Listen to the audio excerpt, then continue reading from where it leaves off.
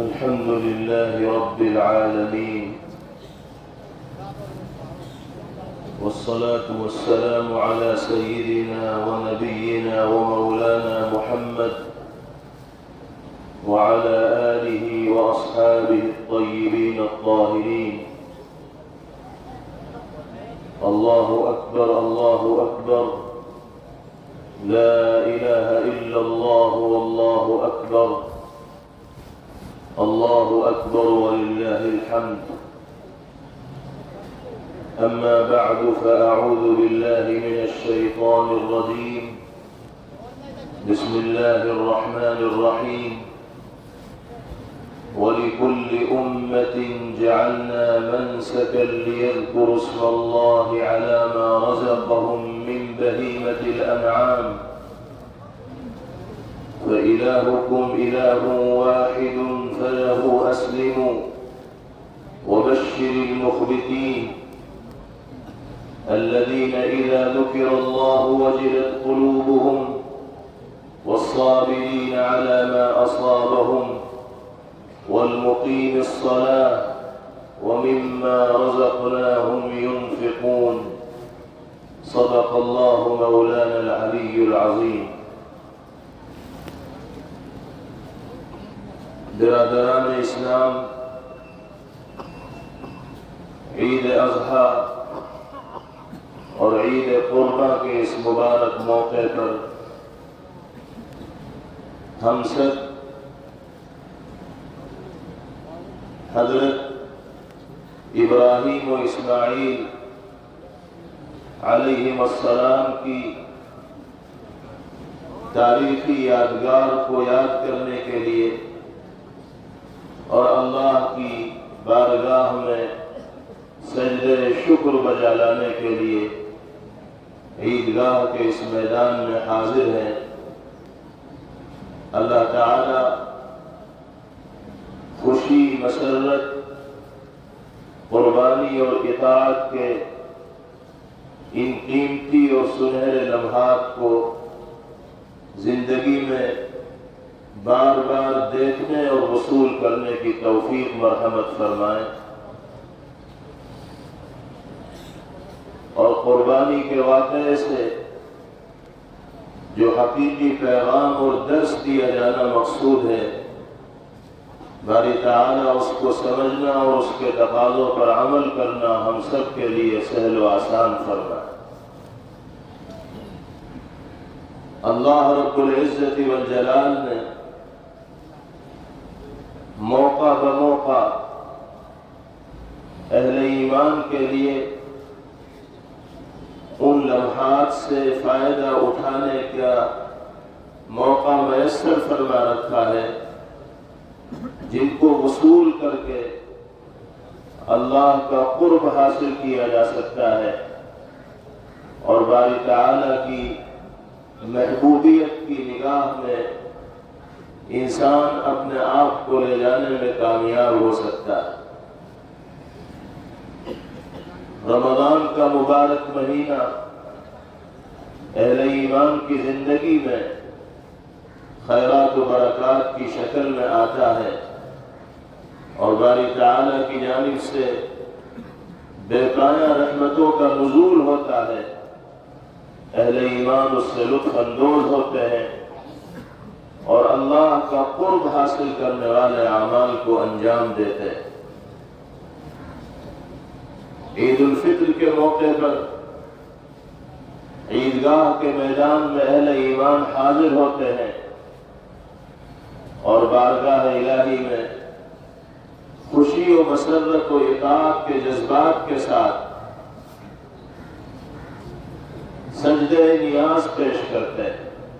دو گانا ادا کرتے ہیں. ماہ شوال سے حج کے مبارک اور پاک مہینوں کا آغاز ہوتا ہے. ذی قعدہ، ذی الحجہ اور محرم الحرام کی شکل میں اشہر حرم کا سلسلہ شروع ہوتا ہے جن کی عظمت و تقدس اسی وقت سے ثابت ہے جب سے اللہ رب العزت والجلال نے اس روح زمین کو وجود بخشا۔ اس وقت ہم اور آپ انہی محترم اور مبارک ایام میں روز و شب گزار رہے ہیں جن کو قرآن کی اصطلاح میں اشہر الحرم سے تعبیر کیا گیا۔ ذی الحجہ کے متعینہ ایام اللہ کی جانب سے دو ایسی مخصوص عبادات کی انجام دہی کے لیے مقرر ہیں کہ جو عبادات ان متعینہ ایام کے علاوہ دوسرے دنوں میں اور مہینوں میں انجام نہیں دی جا سکتی۔ ایک عبادت تو فریض حج کی ہے جس کی ادائیگی بھی ماہ ذی الحجہ کے متعینہ ایام میں ہوتی، اور اس وقت حجاج کرام ساری دنیا سے کھچ کھچ کر حجاز مقدس میں جمع ہیں اور ارکان حج کی ادائیگی میں مشغول ہیں۔ اللہ پاک کی خاص رحمتوں کا نزول حجاج بیت اللہ پر ہو رہا ہے۔ باری تعالی ان رحمتوں کا کچھ حصہ ہمیں اور آپ کو بھی مرحمت فرمائے۔ اسی طریقے سے قربانی کی عبادت وہ عبادت ہے کہ جس کو ماہ ذی الحجہ کے متعینہ ایام کے لیے خاص کیا گیا۔ 10، 11 اور 12 ذی الحجہ میں اللہ کی نگاہ میں سب سے پسندیدہ عمل اس کی رضا اور خوشنودی کے حصول کے جذبے کے ساتھ قربانی پیش کرنا ہے، جانور کا خون بہانا۔ نبی پاک علیہ الصلوۃ والسلام نے ارشاد فرمایا: ما عمل ابن آدم من عمل يوم النحر احب الى اللہ من احراق الدم۔ قربانی کے دن اللہ کی نگاہ میں انسان کا کوئی عمل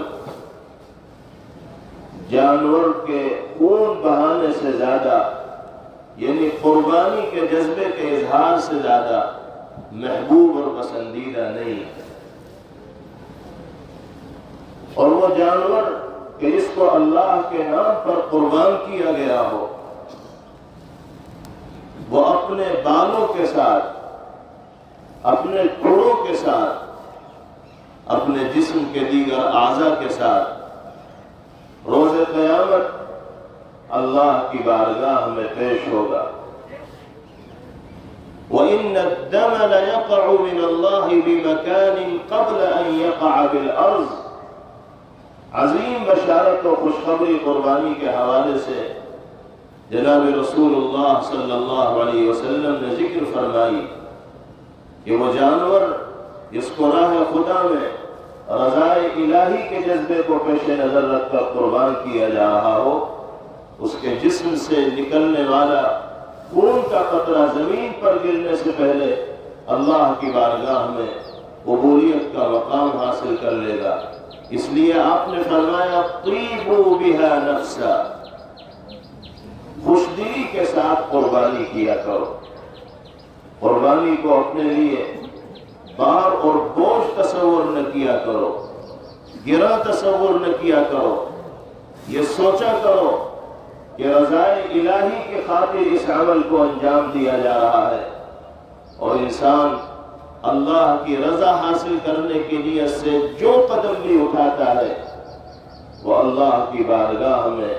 نہایت ہی اہمیت کی شان کا حامل ہوا کرتا ہے، اور وہ اللہ رب العزت والجلال کے تقرب و محبوبیت کے مقام کو حاصل کرنے کا باعث و ذریعہ ہوا کرتا ہے۔ اس لیے ان تمام مسلمان مردوں اور عورتوں کو جو قربانی کے ان 3 دنوں میں 52.5 تولہ چاندی یا اس کی مالیت کے بقدر مال کے مالک ہو، وہ مال جو ان کی حاجات اصلیہ سے زائد ہو، اگر ان 3 دنوں میں وہ اس درجہ مال کے مالک ہوں گے تو ان کے ذمے قربانی کا یہ عمل واجب ہوگا۔ اگر واجب کی ادائیگی میں غفلت و کوتاہی اور لاپرواہی برتی جائے گی تو نہ صرف یہ کہ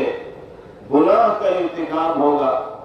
بلکہ اللہ کے حبیب صلی اللہ تعالی علیہ وسلم کی جانب سے ناگواری،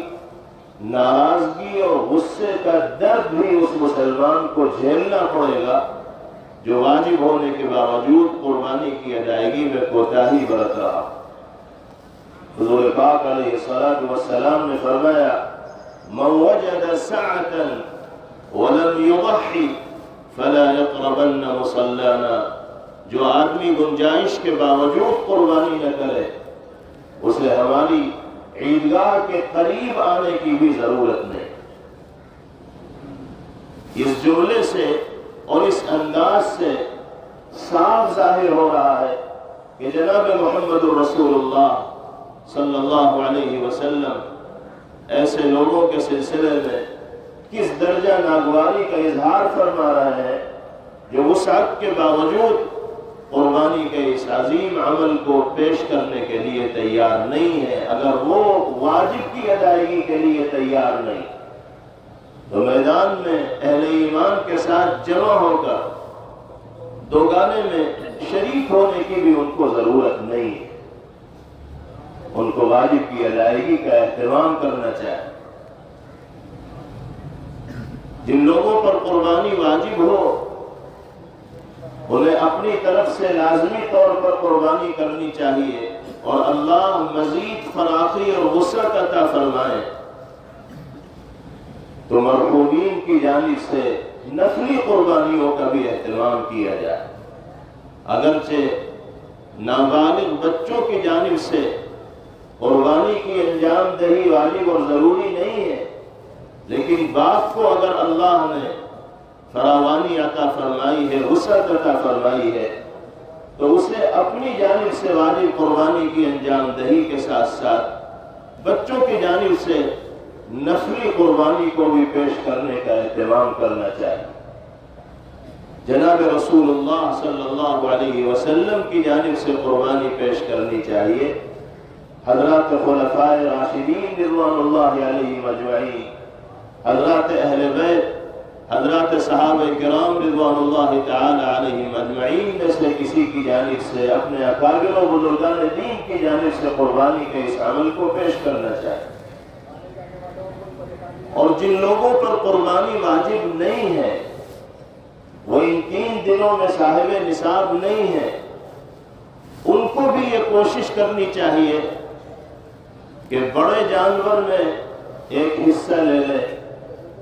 یا چھوٹا جانور اللہ کی بارگاہ میں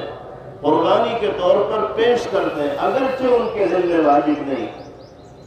لیکن نفلی طور پر بھی وہ اس عمل کو اگر انجام دیں گے تو عظیم اجر و ثواب کے مستحق قرار دیے جائیں۔ موجودہ زمانے میں ہمارے علاقے میں 5,000، 6,000، 6,500، 7,000 میں آسانی کے ساتھ بڑے جانور میں حصہ مل سکتا ہے۔ جو لوگ صاحب نصاب نہیں ہیں وہ بھی اگر ارادہ کریں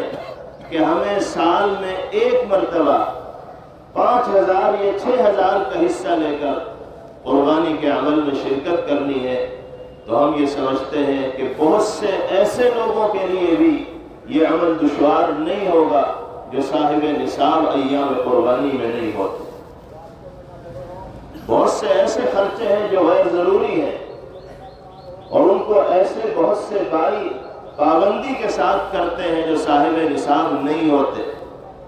ان غیر ضروری خرچوں پر اگر بند لگایا جائے اور اللہ کی بارگاہ کا تقرب حاصل کرنے کے لیے قربانی جیسے عظیم عمل کو انجام دیا جائے تو انسان اللہ کی نگاہ میں محبوبیت کا مقام حاصل کرنے میں بھی کامیاب ہو سکتا ہے۔ دونوں جہاں کی سعادتیں اور سرخروئی بھی اس کا مقدر بن سکتی ہیں، اور ممکن ہے کہ قربانی کے اس ظاہر کو انجام دینے کی بدولت باری تعالی روح قربانی سے بھی اس کے قلب کو سرشار فرمائے اور پھر اس کی پوری زندگی شریعت و سنت کے تقاضوں پر عمل کرنے کے لیے تیار ہو جائے۔ قربانی کی یہ تاریخ نئی تاریخ نہیں ہے، اس کا سلسلہ حضرت ابراہیم اور حضرت اسماعیل علیہ السلام ہی کے ذریعے شروع نہیں ہوا، بلکہ حضرت آدم علی نبینا علیہ السلام کے زمانے سے قربانی کے اس عمل کا اللہ کی بارگاہ میں تقرب کی حصولیابی کا ذریعہ اور باعث ہونا متعین ہے۔ قرآن پاک میں حضرت آدم علی نبینا علیہ السلام کے بچوں کی جانب سے، حابیل و قابیل کی جانب سے قربانی کا تذکرہ ملتا ہے۔ اذ قربا قربانا فتقبل من احدهما ولم يتقبل من الاخر۔ حابیل و قابیل ان دونوں نے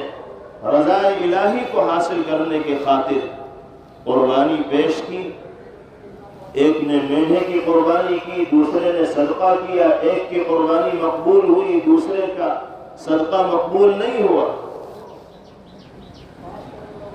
درمیان میں حسد پیدا ہوا،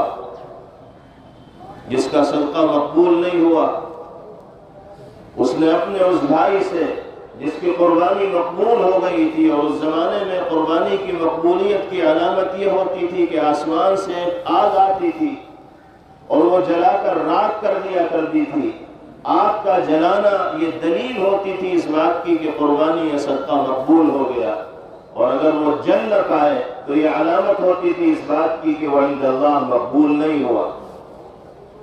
تو جس کا صدقہ مقبول نہیں ہوا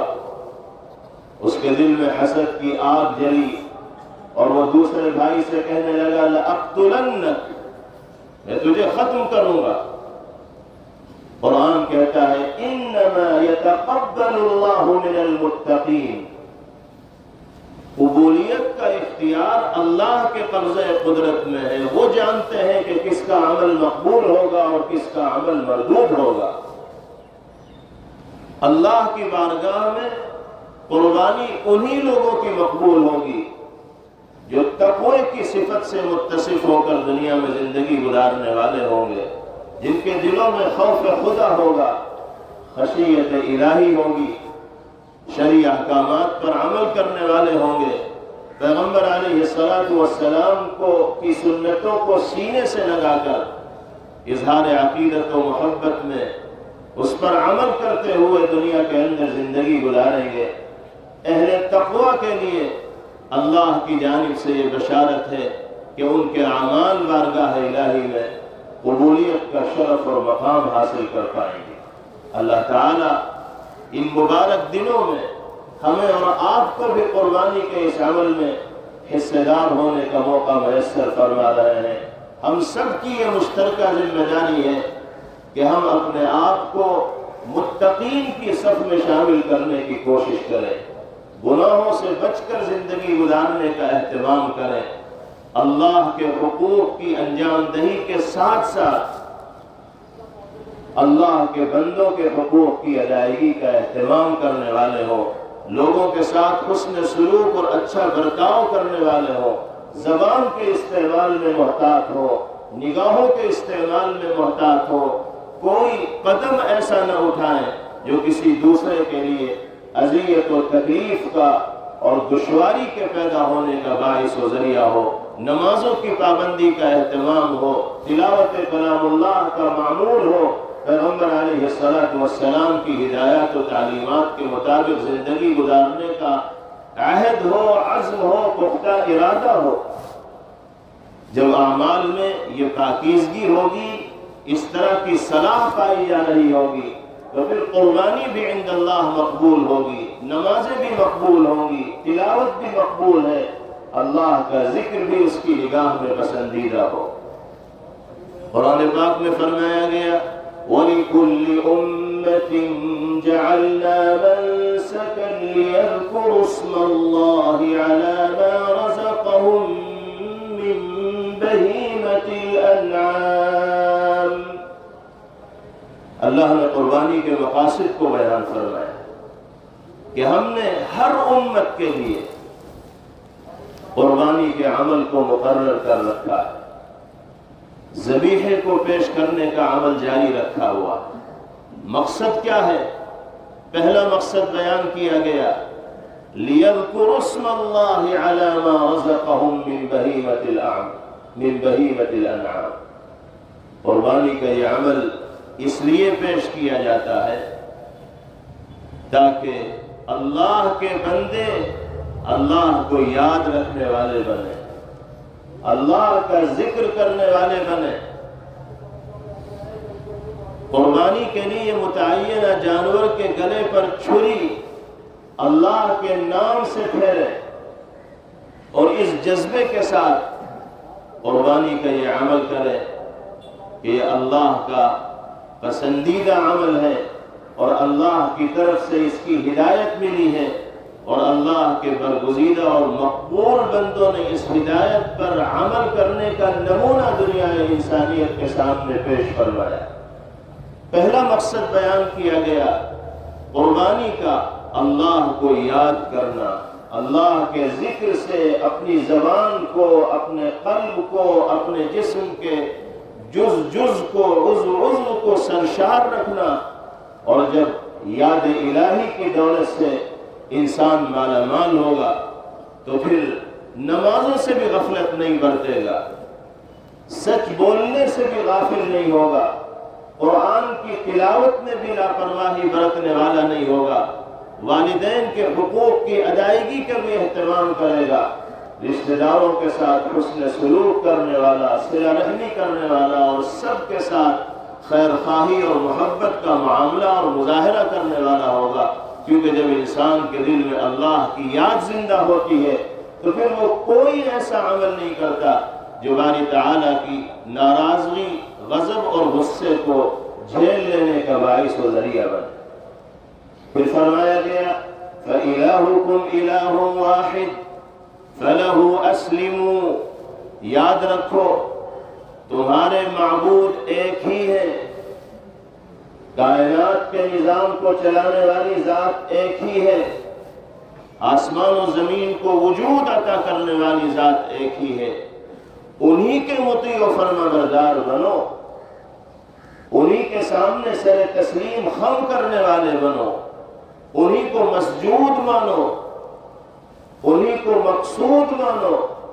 اور انہی کی رضا کو پیش نظر رکھ کر دنیا میں زندگی گزارو۔ قربانی لوگوں کو دکھانے کے جذبے سے نہیں کی جائے گی، اس نیت سے قربانی کا جانور بھاری قیمتوں میں نہیں خریدا جائے گا کہ 1 لاکھ کا جانور میں لے لوں گا، 1.5 لاکھ کا جانور میں لے لوں گا تو اگلے دن اخباروں کی زینت بنوں گا کہ فلاں آدمی نے بازار میں سب سے زیادہ بولی فلاں جانور کی لگائی۔ اس جذبے کے ساتھ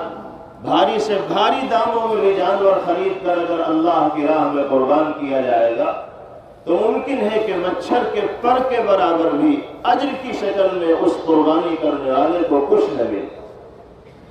وہاں تو نیتوں کی بنیاد پر فیصلہ ہوتا ہے، اخلاص کی بنیاد پر فیصلہ ہوتا ہے۔ فَلَهُ أَسْلِمُوا، اسی مالک کے مطیع و فرما بردار بن کر زندگی گزارو۔ اور پھر فرمایا وَبَشِّرِ الْمُخْبِتِينَ، اے محمد صلی اللہ علیہ وسلم آپ خوشخبری اور بشارت سنا دیجئے ان لوگوں کو جو اللہ کے احکامات کے سامنے اپنے سر کو جھکا دیتے ہیں، 100% عمل کرنے کے لیے تیار رہتے ہیں، شریعت و سنت کے تقاضوں پر عمل کرتے ہوئے زندگی گزارتے ہیں، آپ ان کو خوشخبری سنا دیجیے، ان کے لیے دنیا میں بھی کامیابی ہے اور آخرت میں بھی سربلندی ہے۔ مخبتین کی صفات قرآن پاک میں بیان فرمائی گئی کہ اللہ کے سامنے سر تسلیم خم کرنے والے، اطاعت و فرما برداری کا مظاہرہ کرنے والے کون لوگ؟ الذین اذا ذکر اللہ وجلت قلوبہم، نمبر 1 وہ لوگ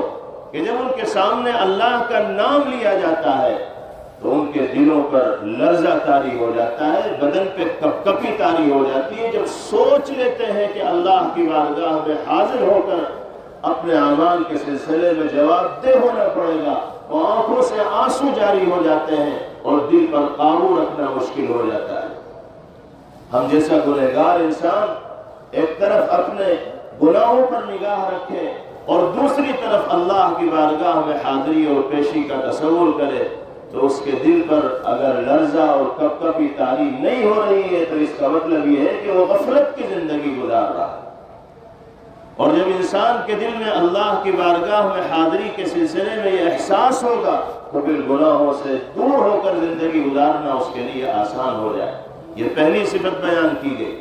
دوسری صفت بیان فرمائی مخبتین کی، یعنی اطاعت و فرمانبرداری کی زندگی گزارنے والوں کی۔ والصابرین علی ما اصابہم، مشکل سے مشکل حالات میں اللہ کے نیک بندے وہ ہوتے ہیں جو شریعت و سنت کے تقاضوں پر مضبوطی کے ساتھ جمے رہتے ہیں۔ ہوائیں مخالف ہو، حالات ناسازگار ہو،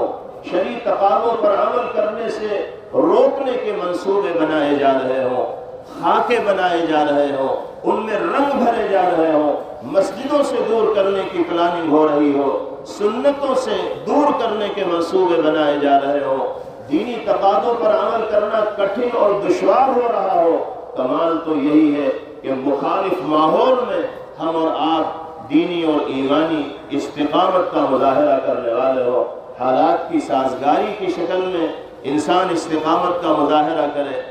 تو اجر و ثواب کا باعث و ذریعہ تو ضرور ہے، لیکن کوئی بہت بڑا کمال نہیں ہے۔ کمال یہ ہے کہ ناموافق حالات میں بھی مضبوطی کے ساتھ شریعت و سنت کے تقاضوں پر مسلمان جمع رہے۔ والصابرین علی ما اصابہم، موجودہ حالات میں سب سے اہم اور بنیادی سبق ہم سب کے لیے یہ ہے کہ ہمیں شریعت کے راستے کو نہیں چھوڑنا ہے، مومن ہونے کی حیثیت سے اپنی دینی اور ایمانی ذمہ داریوں کو حسن و خوبی کے ساتھ انجام دینا۔ اور تیسری صفت بیان کی گئی والمقیم الصلاۃ، نیک بندے وہ ہیں جو نماز نہیں چھوڑتے، فرائض کی ادائیگی میں غفلت نہیں برتتے،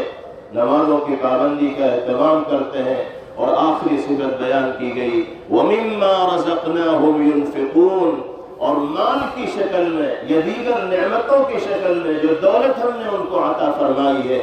اس کو خرچ کرتے ہیں ہماری رضا اور خوشنودی کے حصول کے جذبے کے ساتھ۔ اللہ تعالیٰ ان تمام صفات کو اپنانا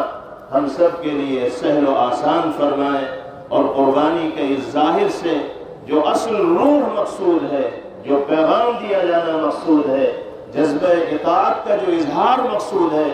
اللہ اس پر عمل درآمد ہم سب کے لیے سہل و آسان فرمائے، اور خوشی اور مسرت کے لمحات باری تعالیٰ ہماری اور آپ کی زندگیوں میں بار بار لائیں۔ اجتماعیت کی شان کا مظاہرہ کرنا آپسی محبت و احترام کے جذبے کے ساتھ اللہ رب العزت والجلال ہم سب کے لیے سہل و آسان فرمائے۔ اب نماز شروع ہوا چاہتی ہے، اس سے پہلے ہم اپنے ان تمام بھائیوں کا شکریہ ادا کرنا چاہتے ہیں جنہوں نے عیدگاہ میں ٹائل لگانے کے اس عمل میں دلچسپی کا مظاہرہ کیا اور اس کو مزین و آراستہ کرنے میں شریک ہوئے۔ جو حضرات جس درجہ بھی اس عمل میں حصہ دار بنے ہیں، اللہ تعالیٰ ان کو اپنی شان عالی کے مطابق جزا اور بدلہ مرحمت فرمائے۔ ہمیں یہ جذبہ اپنے دل کے اندر رکھنا چاہیے کہ مسجد و عیدگاہ یہ دیگر دینی ادارے خاص طور پر ہمارے اور آپ کے درمیان نزاع اور جھگڑے کا باعث و ذریعہ نہ بنے۔ آپسی اتفاق و اتحاد اور یکجہتی کے ساتھ اس طرح کے اداروں کے نظم و ضبط کو چلانا چاہیے۔ ہم یہ سمجھتے ہیں اور یہ احساس کرتے ہیں کہ جو عمل اس سلسلے کا یہاں چل رہا ہے وہ آپسی اتحاد و اتفاق کے ساتھ عیدگاہ کمیٹی کے اراکین اور دیگر ذمہ داران کے ساتھ جڑ کر اس کو انجام دیا جائے گا۔ اہل ایمان بہت غیور ہیں، شہر کے حضرات باغیرت ہیں اور سب اس ضرورت کا احساس کرتے ہیں، انشاءاللہ سب شریک ہوں گے تو اس عظیم کام کو انجام دینا کوئی مشکل نہیں ہوگا۔ اللہ تعالیٰ سب کو جزا عطا فرمائے، جنہوں نے اب تک تعاون فرمایا ہے ان کو بھی، اور آئندہ بھی جو اس میں حصہ لیں گے اللہ ان کو بھی جزائے خیر مرحمت فرمائے، اور ہمیں اس کو بہتر طور پر آراستہ کرنے کی توفیق نصیب فرمائے۔ وآخر دعوانا ان الحمد للہ رب العالمین۔ نماز عید الاضحیٰ کا طریقہ وہی ہے جو نماز عید الفطر کا ہے۔ اللہ اکبر کہہ کے نیت باندھ لی جائے گی،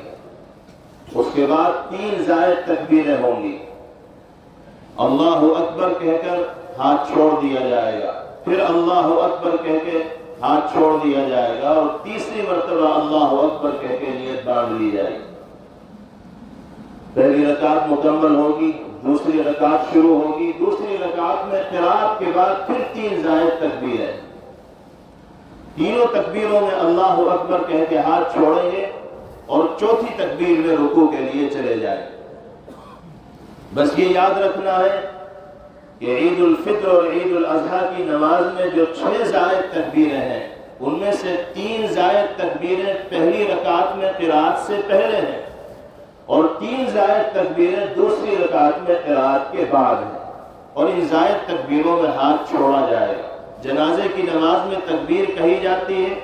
لیکن ہاتھ نہیں اٹھایا جاتا، نیت بندھی رہتی ہے، اور عیدین میں تکبیر کے وقت ہاتھ اٹھایا جاتا ہے اور پھر اس کو چھوڑ دیا جاتا ہے۔ نماز عید الاضحیٰ واجب ہے، اس واجب کی نیت دل کے اندر کرنی ہے، زبان سے بھی اگر نیت کے کلمات جو عام طور پر یاد ہوتے ہیں وہ ادا کر لیے جائیں تو کوئی حرج نہیں، لیکن نیت دل کے ارادے کا نام ہے۔ ہم سب نماز عیدگاہ واجب کی ادائیگی کے لیے یہاں حاضر ہیں، اللہ قبول فرمائے اور بار بار یہ مواقع والی تعالی ہم سب کو میسر فرمائے۔